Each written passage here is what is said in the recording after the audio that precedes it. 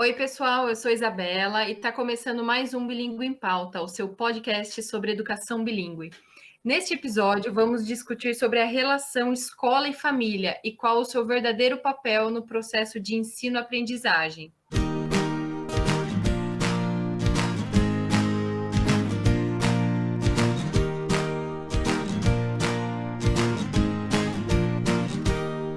Qual é a importância de manter a relação escola e família saudável? Quais reflexos podem ser gerados na vida dos alunos? A educação ela deve ser partilhada por ambos ou uma das partes tem mais peso? Com tantas questões que envolvem esse tema, convidamos a pedagoga e especialista em educação infantil, Luciana Arfelli, a especialista em metodologia do ensino de língua inglesa e educação bilíngue, Priscila Lucena, e também a professora e psicóloga Fernanda Saraiva, para debaterem esse assunto. Meninas, sejam muito bem-vindas. Obrigada, Isa. Obrigada. Para começar, acho que vale contextualizar qual que é o papel das escolas, né? Meninas, vocês querem comentar algo sobre isso? Essa é uma ótima pergunta, Isa, porque como cada escola tem um projeto pedagógico diferente, e o projeto pedagógico é o que dá a cara, a identidade da instituição, fica bem difícil olhar de fora da área da educação e ter um panorama do todo que a escola representa. Então vamos pensar, será que a escola é só para transmitir conhecimento e conteúdo? Essa é uma visão de escola de muito tempo atrás. Hoje a gente já sabe que a escola é o local para as crianças, jovens e adultos conhecerem outros caminhos possíveis de percorrer. E é na escola que construímos outras relações que estão além do núcleo familiar. E também é nesse lugar que a gente descobre outras culturas e se descobre. A escola nos ajuda a nos constituirmos como sujeito e como cidadão. E é também onde a gente tem um encontro com o diferente, diverso, e aprende a lidar com essa diversidade. O momento que estamos vivendo agora trouxe luz sobre essa insustentável situação das escolas, onde queremos que práticas antigas sirvam para as crianças pós-modernas. E, bom, dito isso, a escola é um lugar de pertencimento, de relações cívicas, como disse a Pri, além da nossa família. E isso é muito importante. É o primeiro local de socialização relevante para a criança, além do ambiente do lar. É onde ela vai se conhecer, se perceber diante do novo, de novas pessoas, de novas situações. É onde ela pode, ou deveria poder, explorar e continuar testando as hipóteses, que é uma característica da criança. Então, é um outro ambiente para ver, para ser visto, para receber o impacto de conviver com os outros e impactar também. Poeticamente, podemos até dizer, que no seu potencial é uma dança. Ela é especialmente relevante por conta do longo tempo que levamos frequentando a escola. Então, a escola acaba adquirindo um caráter formativo muito importante. E aí fica a pergunta, se passamos tanto tempo no mesmo lugar, seria bom sabermos exatamente onde estamos, qual é a proposta, a finalidade, como que esse local propõe suas atividades, etc., Sim, e é papel da escola construir o caráter dos indivíduos? Veja, Isa, não é que a escola construa o caráter dos indivíduos, e talvez a Fernanda possa até contribuir mais sobre essa questão de construção de caráter, porque na escola e com a família é que acontecem processos de socialização. A Fátima Freire, ela coloca isso no livro dela aqui. Com a família, a criança tem ali a socialização primária, e costuma ser a mais importante, porque é com a família que aprendemos a falar, a interpretar a realidade. E é com ela que aprendemos a ser seres sociais e construímos parte da nossa identidade. Nós somos introduzidos no mundo por meio desse processo de socialização primária, e é na escola que vivemos o processo de socialização secundária. É ali que a gente se depara com outras concepções de mundo, com outros valores, que impactam igualmente a nossa construção de identidade. Então, por conta disso tudo, é que a escola e a família são instituições que se complementam na construção do caráter das pessoas. Uma não é a continuidade da outra, mas ambas precisam reconhecer suas especificidades para atuarem de forma complementar. É verdade. Outra pergunta complexa, hein, Isa? Delegar essa questão para a escola é irreal. Primeiro, porque como que uma instituição poderia dar conta de construir o caráter de diferentes pessoas com diferentes necessidades que vieram de diferentes realidades? Depois, porque isso tira o sujeito a responsabilidade de sua própria vida. Quantas pessoas conhecemos que, mesmo num contexto dúbio, seguem uma vida ética?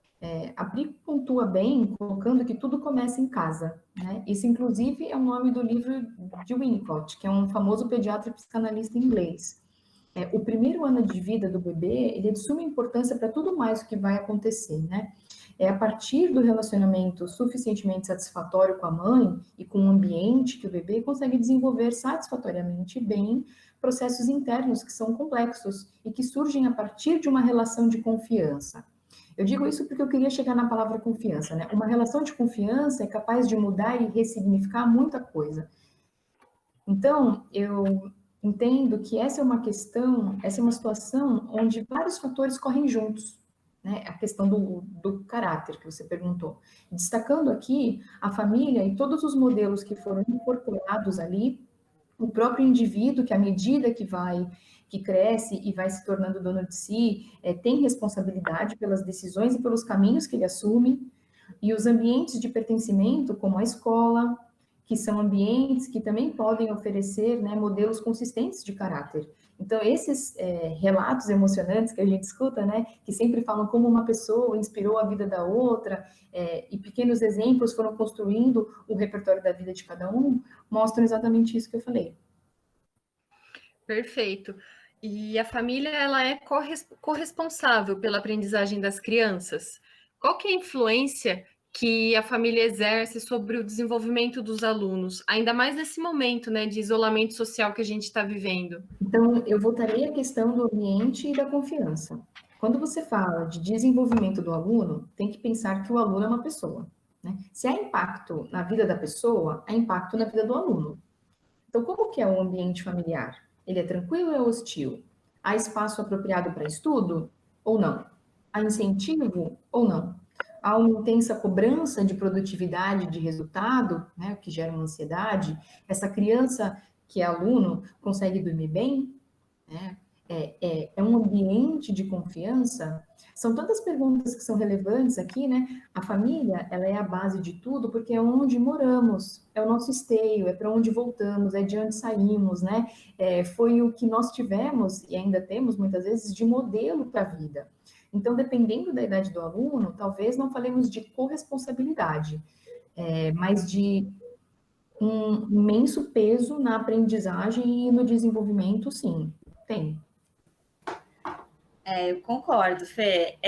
Só fico na dúvida quando a gente fala de influência que a família exerce sobre o desenvolvimento dos alunos, trazendo para esse momento, né, que a gente vive. Então, quando a gente fala disso, né, sobre essa influência, a gente está falando dos conteúdos em relação às propostas enviadas pelas escolas, ou a gente está falando, de repente, de uma forma mais ampla? Porque se a questão se a escola é corresponsável pela forma como o aluno vai lidar com essas propostas, com essas atividades e conteúdos que são enviados pela escola, a resposta é sim, né? Mas não no sentido que muitas pessoas colocam, ou que têm colocado, né? De que os pais e mães agora viraram professores e que eles são responsáveis agora por homeschooling, né? Porque não é isso que está acontecendo. E essa corresponsabilidade, ao meu ver, é no sentido de proporcionar um local, um momento adequado, o equipamento adequado, condições adequadas para um bom sono, como a Fer falou, uma boa alimentação, oferecer acompanhamento e demonstrar interesse e suporte ao que a escola oferece, né? Mas por aí nós vemos o quão diverso e desigual é o nosso país também, porque quantas são as escolas que estão conseguindo manter uma oferta de educação de qualidade à distância? Não é verdade? Ou até mesmo qualquer oferta de educação à distância. Quantos alunos estão até agora sem aula? A gente precisa pensar nisso também, né? Quantas famílias sequer têm acesso à internet? Quantas e quantas mães, inclusive, têm na escola uma instituição que as ajuda a manter seus filhos seguros e alimentados, inclusive?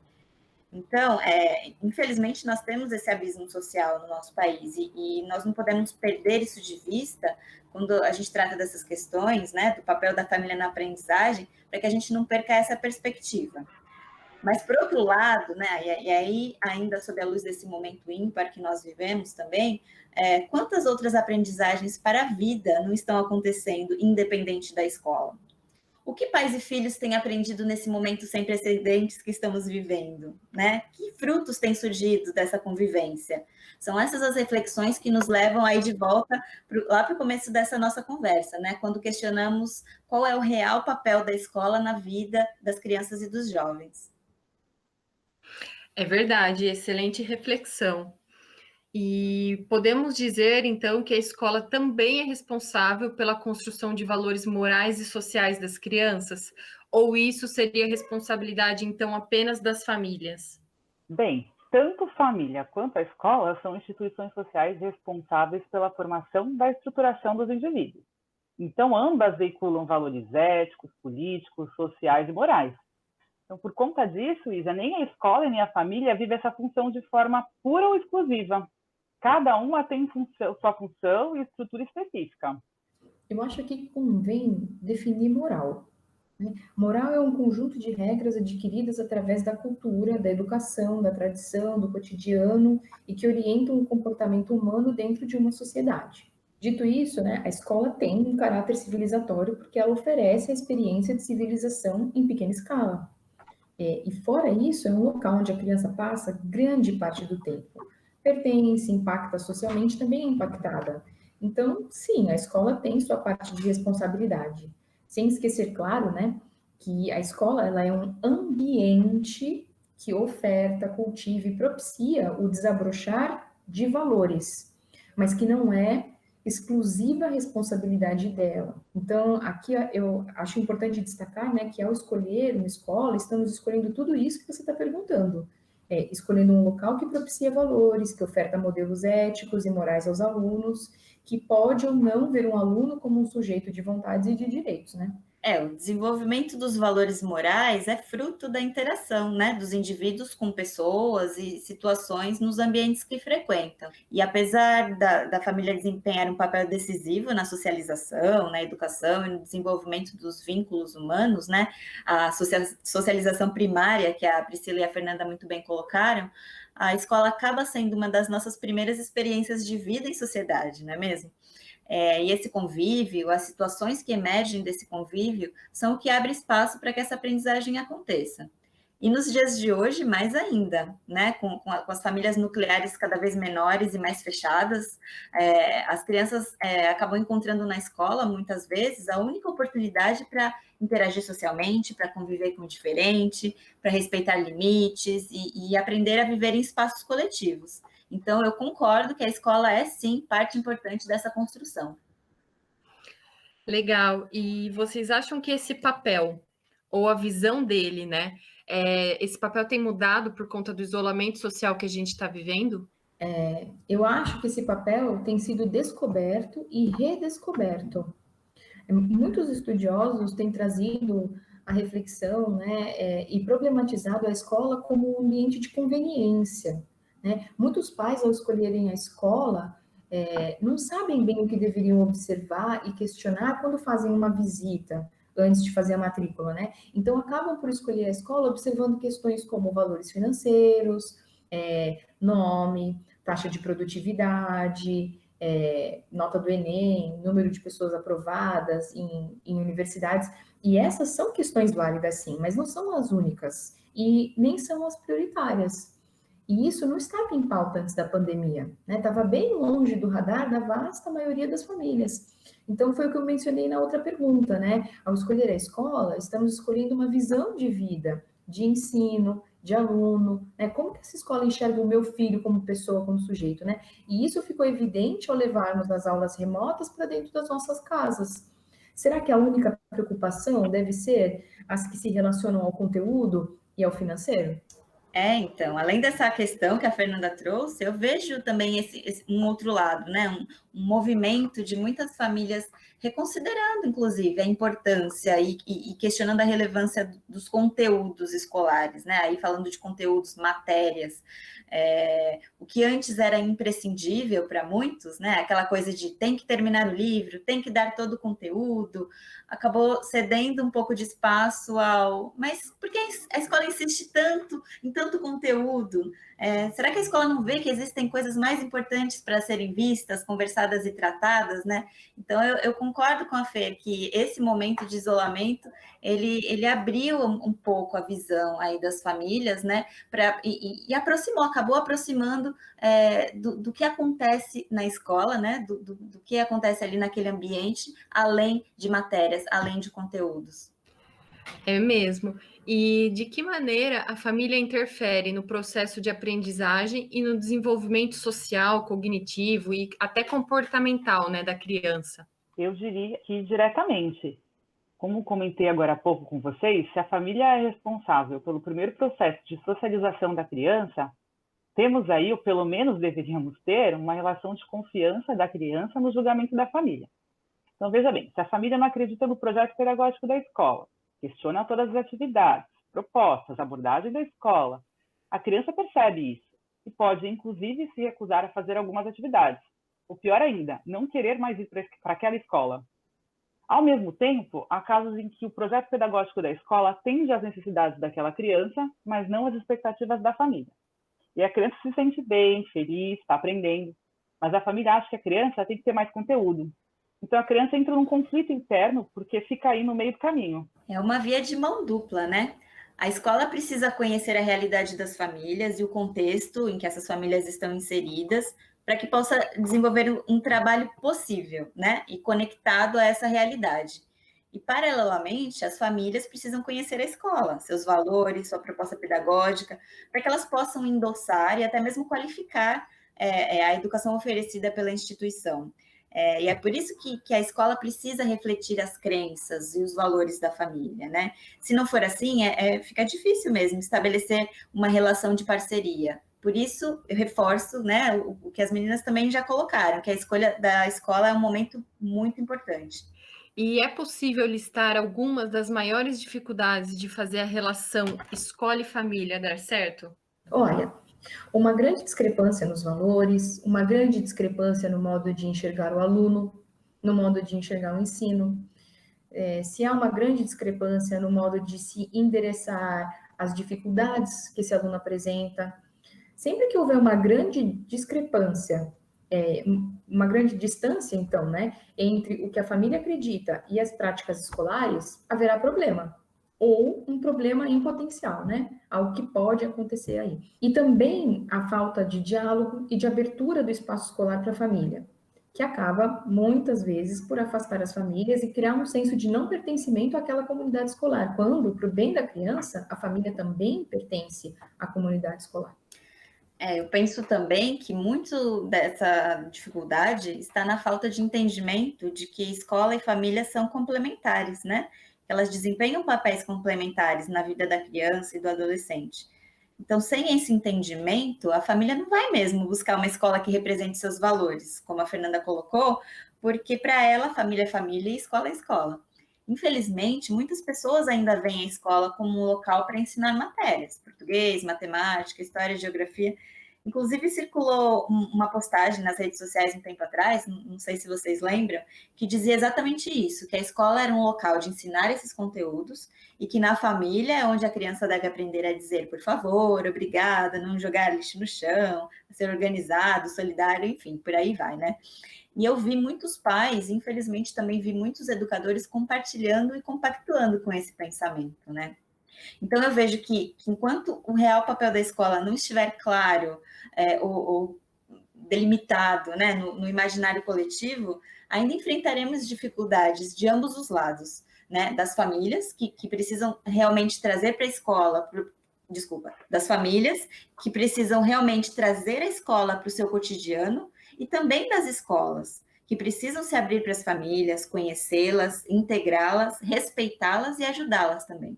Sim, e nessa linha, Lu, do que você está comentando, né, que as escolas, elas são bastante, assim, preocupadas, né, ou então essa visão de que a escola tem que ficar passando sempre conteúdo, né, que eu acredito que por conta de toda essa situação, as pessoas estão se questionando mais esse verdadeiro papel, né, da escola, se realmente isso é o que precisa ser feito, né? Nessa linha, atividades e projetos que buscam integrar mais as famílias e as escolas, elas devem ser incentivadas? Opa! Opa, claro, sempre que possível. Isso mesmo, Fê, com certeza. Vejo que cada encontro com a família é uma oportunidade de criar vínculo, de estabelecer parceria, de cultivar confiança nessa relação entre escola e família. A escola deve ser entendida como um espaço seguro, um espaço de afeto, um espaço de escuta e troca para toda a comunidade escolar. E a família precisa ser lembrada também como parte da comunidade escolar. Exatamente. E esse movimento de abertura, de integrar, eu penso que ele deve partir prioritariamente da escola. E vocês acham que a pouca participação das famílias nas escolas é algo cultural ou está mais ligada ao pouco acesso que as famílias encontram por parte, né, dessas instituições? Isso é muito interessante, porque a gente acha que os conflitos entre escola e família, eles são novos. Mas o Isabelino Siede, ele é um autor argentino e doutor em ciência da educação, ele fala muito sobre essa relação complexa que é a relação da família e da escola, e ele aponta nos estudos dele que essa tensão sempre existiu. O que a gente precisa é aceitar essa complexidade, que ela existe, construir um caminho de diálogo, de compreensão do outro, do papel do outro. Algumas escolas tendem sim a construir uma relação de distanciamento com as famílias. Isso é muito ruim, e a gente pega um momento como esse que a gente está vivendo, isso fica muito evidente. Se a escola não construiu uma relação antes da quarentena, de confiança, se ela não se posicionou como uma instituição de autoridade ao longo desse primeiro momento com a família, se ela não viu em cada encontro com a família uma oportunidade de se autorizar e entrar nessa relação, de entrar nesse espaço, hoje ela tem muito mais dificuldade de se posicionar e até mesmo de fidelizar as famílias. A Pri trouxe um contexto histórico e eu acho que isso é importante. E, inclusive, diante do que ela trouxe, eu entendo que é uma questão cultural, né? Tanto para a família quanto para a escola. Existe uma parte das nossas práticas que se perpetuam sem sabermos o motivo. É assim porque é assim, sabe? É incrível, né, quando a gente olha isso, mas é verdade, isso acontece muito em diversas instituições, né? Em momentos de crise, há uma grande oportunidade de repensarmos essas práticas. Então, essa é uma delas. Né?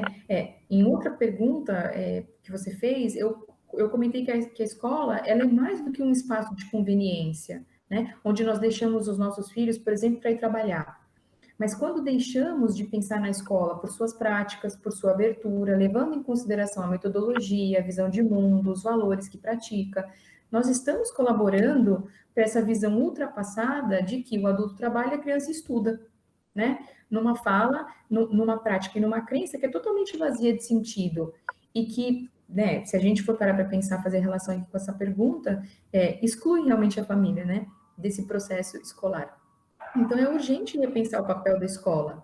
E quando eu falo isso, não é só a família ter esse olhar mais atento, mas a própria escola, né? Eu estou trazendo, como deveria ser minha premissa, né, um olhar para o futuro, práticas mais inclusivas.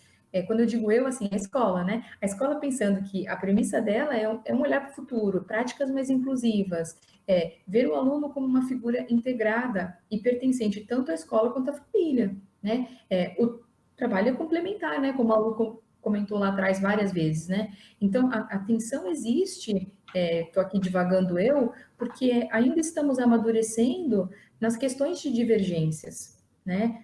Discordar é importante, traz crescimento. Então, tudo bem a família e a escola discordarem em alguns pontos, né? Contanto que haja confiança. E não é porque a família pertence à comunidade escolar que ela colocará peso sobre as decisões pedagógicas, né, de um conhecimento que a escola domina, e também o contrário. Não é porque a escola tem ali acesso à família, né, tem a família participando, que ela vai ensinar a família como educar ou como criar seus filhos. E como fica a educação bilíngue nesse momento em que as escolas estão fechadas? Como que esse cenário afeta a relação com as famílias? A família que optou por matricular o seu filho, sua filha, numa escola bilíngue, ou numa escola com programa bilíngue, e viu nisso um valor, ele não teve a sua confiança na escola afetada nesse cenário. Se a gente pensar que a educação bilíngue ela é mais do que nunca necessária, porque por meio dela é que a gente acessa mundos possíveis a partir de agora. A gente está aí também olhando por um outro prisma, porque essa é uma situação que está exigindo aí um olhar global para ela, né? Está todo mundo tentando resolver esse problema, pensando numa solução. Então, mais do que nunca, a gente se percebe como uma rede e todo mundo interligado, porque está todo mundo vivendo essa crise. Como iremos diminuir os impactos, resolver esse problema, nos reerguer dele, é algo que já está unindo pessoas de diferentes nações. O que pode ser uma dificuldade nesse momento é o fato das famílias não falarem a segunda língua. E aí, além de enviar as atividades e propostas com orientações para famílias em português, a escola precisa manter o diálogo aberto e também respeitar as especificidades da faixa etária. Então, crianças, por exemplo, precisam de auxílio da família para realizar as tarefas. Então, seria interessante pensar em propostas, né, que atingissem a família de alguma forma, como uma parceria. Os vídeos podem ajudar nesse sentido, porque por meio de recursos visuais e por meio dos encontros online, dos encontros síncronos, a gente consegue ter pistas do que está sendo dito, né, do que está sendo proposto. E é preciso respeitar o tempo também da criança que fica exposta ali. É importante pontuar também que a família não precisa ter medo de errar na hora de tentar ajudar, porque o erro ele faz parte do processo de aprendizado. O medo é um dos principais fatores do bloqueio na aprendizagem de uma segunda língua. E a gente entende que é claro que o cenário não é perfeito, que tem muitas famílias que estão sobrecarregadas, tensas, preocupadas, mas esse também pode ser visto como uma oportunidade de criação de vínculo para aprenderem algo juntos. E nesse cenário, a gente vê escolas que estão com propostas assíncronas, que são as aulas gravadas, e propostas síncronas, que são aulas ao vivo. Quais são as principais vantagens e desvantagens desses meios? É bacana a sua pergunta, porque ambos os métodos têm vantagens e é necessário olhar o cenário de cada escola. Então, as aulas gravadas, elas são positivas porque o professor pode gravar em qualquer horário do dia. Também é bom porque o aluno está livre para assistir quando for conveniente, né? Não só para ele, mas para a família. Ele pode parar e retomar quantas vezes quiser. É possível o professor reutilizar o material e editá-lo sempre que necessário. Por outro lado, falta aqui o contato, o olho no olho, né? Aquela manutenção do vínculo que é super importante. As aulas ao vivo são mais espontâneas. Aí elas vão ser como se fosse o inverso uma da outra, né? Tem o olho no olho, trazem um componente emocional que é super relevante, ainda mais para o momento que a gente está passando, né? Olhar o professor, ver que aquele professor está bem, que aquele professor está ali, que lembra dele, né? Para o professor também é mais fácil, principalmente para aqueles que iniciaram sua jornada de aulas remotas agora, no meio da pandemia, né? Então, nunca tinha gravado na vida, nunca tinha me visto fazer, assim, na câmera, nunca precisei fazer roteiro, né? E aí, criar essa naturalidade, né, e intimidade com as câmeras é algo que demanda muito tempo. Então, o ao vivo acaba sendo um bom meio termo.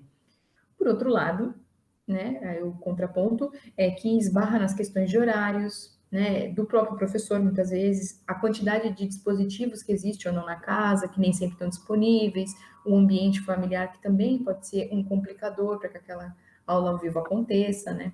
É verdade, Fê. Para as famílias com mais de um filho em idade escolar e que dividem o mesmo espaço de trabalho, muitas vezes até o mesmo equipamento, o mesmo computador, inclusive com os pais que também estão trabalhando em home office, as aulas síncronas, né, as aulas ao vivo, são um grande desafio e motivo de muito estresse também nas famílias. Já as aulas assíncronas permitem que haja uma organização maior, um melhor gerenciamento dos espaços, dos recursos e do tempo dentro da família, né? Por outro lado, como a Fê muito bem colocou, né? Elas acabam tendendo a rapidamente se tornar solitárias e maçantes porque falta aquele brilho, aquele olho no olho da aula ao vivo, né? Isso na opinião de alunos e até dos professores. Para o professor é um fator de motivação, estar ali em tempo real com seus alunos também, né? Então, a gente tem que levar em consideração esse fator motivacional, ele não pode ser ignorado, mas sempre considerando a realidade de cada comunidade escolar, de cada família e o que vai ser mais adequado e efetivo, né? Então, antes de optar por uma ou por outra, precisa entender quem é a minha família, em que realidade essa família aí da minha comunidade escolar está inserida, né? Isso é fundamental. Concordo, meninas, é isso mesmo. E além de tudo isso que vocês colocaram, acho importante falarmos também do ponto de vista das relações e cenários para além das propostas em si. O que eu estou querendo dizer é que, por exemplo, esse cenário de aulas síncronas e assíncronas torna também grande a desigualdade de acesso ao ensino. A Lu já comentou um pouco sobre isso. Porque nem todos os alunos de escolas públicas têm acesso às ferramentas e recursos necessários para continuar os estudos. Então, outro ponto em relação a esse momento que a gente vive é a figura do professor que está muito exposta. Hoje o professor está dentro da casa do aluno, né? E antes, como dizia o Zygmunt Bauman, a gente vivia a erosão das fronteiras entre o público e o privado. E agora, com esse contexto da escola, isso está escancarado, está explodindo, né? E como as famílias podem encontrar apoio nesse momento? E também como que elas podem se aproximar, né, ainda mais das escolas? As famílias podem encontrar apoio na escola, com os orientadores, os professores e psicólogos dessas instituições, quando houver questões relacionadas aos seus filhos e filhas. Mas é importante a gente dizer que a escola não tem que ensinar a ser pai e mãe, né? Ela precisa encontrar o caminho do meio, que é o mais difícil. É orientar sem querer ensinar a exercer esses papéis, sem se intrometer na vida familiar aí, né? E a gente também sabe que tem alguns psicólogos que estão atendendo por um valor simbólico ou por quanto a família pode pagar, e ainda aqueles que estão fazendo isso voluntariamente. Mas, além disso tudo, ter uma rede de amigos ou de outras famílias com quem você possa trocar, ouvir os sentimentos, ouvir como estão enfrentando, estão se ajudando nesse momento, é muito importante. Obviamente online, né, nesse momento, porque é pela escuta que a gente vai perceber que outras famílias estão passando pela mesma situação. E, às vezes, a gente consegue até encontrar alternativas que a gente não tinha pensado antes. Então, é muito importante ter alguém com quem trocar. Nossa, eu confirmo o que a Pri acabou de falar, principalmente a necessidade da partilha, né? Partilhar é diferente de querer respostas, né? E muitas vezes a elaboração das ideias e os insights de caminhos, de diferentes alternativas, vem através do falar. Então, a partilha é muito importante, falar, dividir realmente, além do alívio emocional. Se for algo relacionado à escola, partilha com a escola, né? Se ali houver espaço para outros tipos de partilha e de conversa, pode ser por ali também, né? Ou seja, dentro do próprio movimento escolar. E lembrando assim que quando a gente pensa em comunidade escolar, não é só o coordenador e o professor da escola. Outras famílias que também pertencem àquela escola, né, que também estão ali compondo aquele cenário, também precisam de partilha e têm ideias e podem compartilhar soluções, dicas, enfim, são pessoas com quem a gente pode trocar também. Perfeito, Fer. E meninas, vocês gostariam de deixar uma mensagem final sobre a relação família e escola? Queria sim, Isa, essa é uma relação muito importante, a escola e a família. E agora, mais do que nunca, a gente precisa resgatar a confiança nessa relação, respeitando o lugar de cada um aí nesse processo de educação. Investir nessa relação é beneficiar diretamente a vida de muitos indivíduos. Diante de tudo isso, a relação escola e família precisa se manter viva e em parceria para que jovens, crianças e adultos se fortaleçam e se ajudem. Mas eu queria também lembrar um pouco da educação bilíngue nesse momento, né? Que ela é uma forma de nos manter mais unidos com o propósito de termos um mundo melhor.